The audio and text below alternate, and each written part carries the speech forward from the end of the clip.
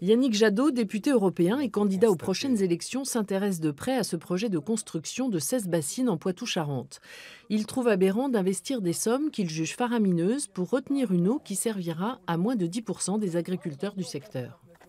On est aujourd'hui dans un débat européen pour savoir quel type d'agriculture, quel type d'alimentation nous voulons. Nous voulons une agriculture et des fonds européens qui viennent alimenter la conversion, la transition de l'agriculture vers un modèle durable. On ne peut plus s'offrir, au regard du dérèglement climatique, de l'anéantissement de la biodiversité, des problèmes de santé liés aux pesticides, on ne peut plus financer une agriculture qui s'exonère de la nature, qui se construit contre la nature.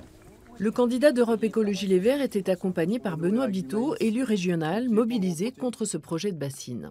Le problème de l'eau, de la bonne gestion de la ressource en eau, c'est un vrai sujet du changement climatique. Si aujourd'hui on est obligé de se poser la question de stockage de l'eau parce qu'on n'a plus assez d'eau en été, c'est une conséquence directe du changement climatique.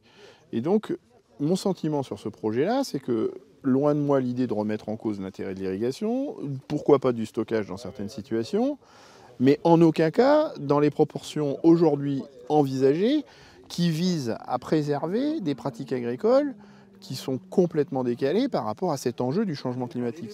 Un agriculteur pro-bassine est venu perturber cette visite. On est dans une période où vous ne voulez pas voir la réalité. Il reste que le collectif anti-bassine se prépare à riposter contre le projet validé en décembre dernier. Ses membres envisagent de créer des ZAD et des actions surprises.